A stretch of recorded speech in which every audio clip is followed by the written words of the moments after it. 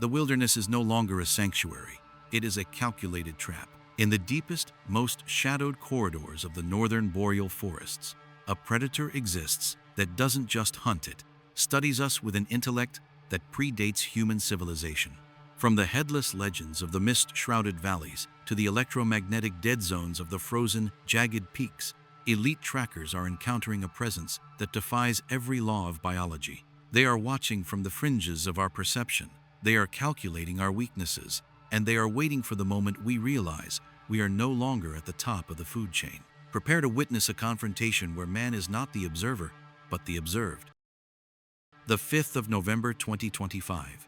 Lucas Miller, a veteran search and rescue technician with over 15 years of experience navigating the most unforgiving, isolated, and geographically hostile terrains of the frozen north, ventured into a region known only to the indigenous elders as the Basin of the Lost. This was a place where maps became meaningless, and where the magnetic poles seemed to shift at will. It was an area carved by prehistoric glaciers and guarded by towering, obsidian-colored limestone cliffs that seemed to lean inward, as if watching the valley floor below. This region had earned a dark, blood-soaked reputation for swallowing entire expeditions whole, leaving behind nothing but whispers of psychological terror and gear found in impossible locations.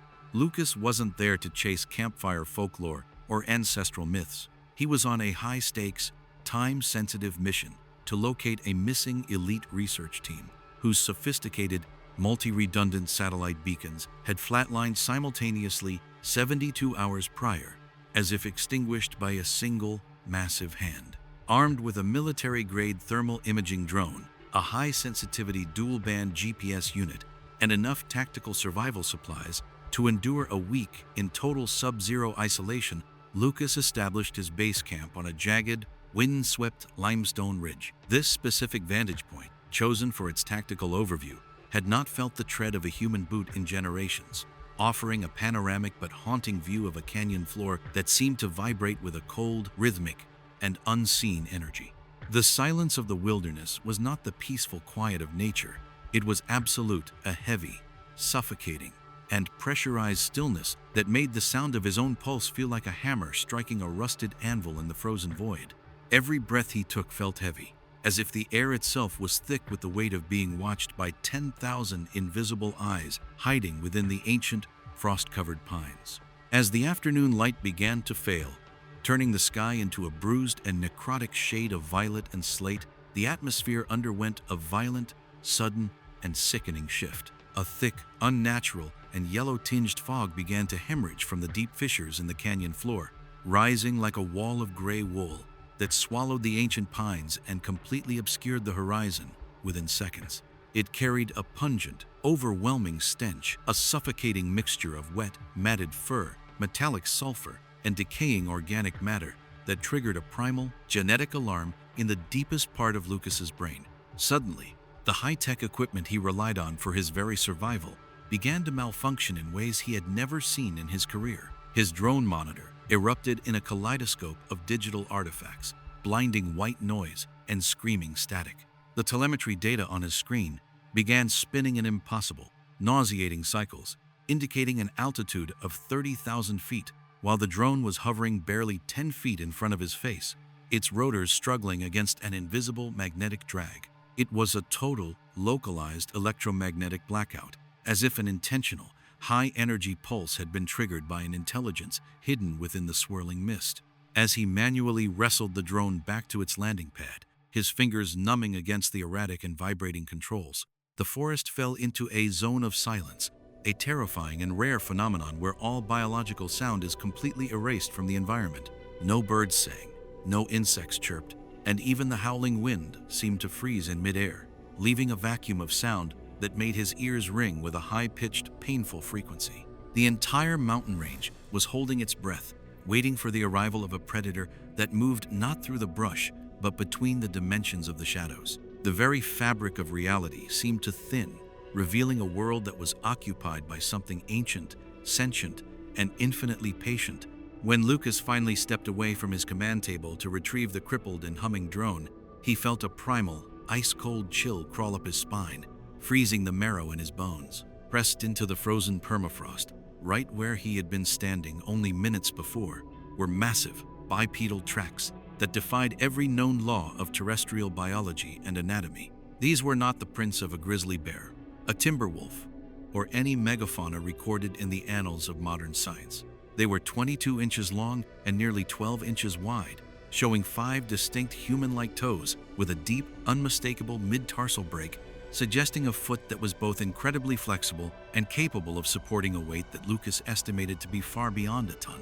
Most chillingly, the prints formed a perfect, intentional, and geometrically precise circle around his entire campsite, measured to the inch. This was not a chance encounter or the wandering path of a hungry beast. It was a deliberate, tactical perimeter, established with military-grade precision. Something had walked a full circle around him while he was staring at his screen, moving its massive half-ton bulk with such predatory grace and supernatural silence that he hadn't heard a single twig snap, a leaf rustle, or even a breath. Lucas realized with a jolt of pure, unadulterated, and paralyzing terror that he was no longer the searcher, he was a specimen under a microscope, trapped in a cage made of footprints by a ghost that moved faster and more quietly than the human eye could ever hope to track. He felt his stomach turn as he realized the tracks didn't lead into the camp, they simply began there, as if the creature had materialized out of the very air he was breathing. The realization that he was being toyed with by a superior intelligence was more devastating than the threat of physical violence. He was a captive in an invisible prison, and the warden was watching from the dark. As night fell, and the temperature plummeted to a bone-cracking level that made the trees pop and crack like gunfire, the psychological warfare intensified to a breaking point. Inside his thin nylon tent, Lucas sat clutching a canister of industrial-strength bear spray and a serrated survival knife, his ears straining against the absolute, predatory darkness outside. Then, the sounds began rhythmic, heavy thudding that vibrated through the frozen ground, like a slow, steady, and inevitable drumbeat of impending doom. Through the translucent tent wall, illuminated by the faint, eerie, and flickering glow of a dying moon, he could see a massive silhouette moving with a terrifying, fluid grace that no human or animal could ever mimic. Something was lifting the heavy granite boulders from the frozen creek bedstones that would require a hydraulic lift and a team of men to even budge, and stacking them with the surgical care of a master mason.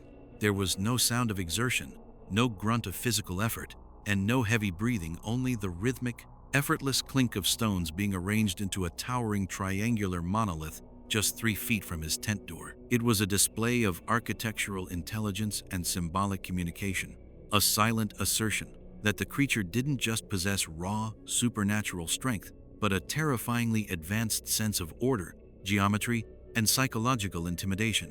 Every rock placed was a silent message, a countdown to a confrontation that Lucas knew he could never win. He spent the night in a state of hypervigilance, paralyzed by the realization that he was at the mercy of something that viewed him as nothing more than a temporary, fascinating, and perhaps edible occupant of its ancient, hidden kingdom. The weight of the silence outside was heavier than the stones being stacked.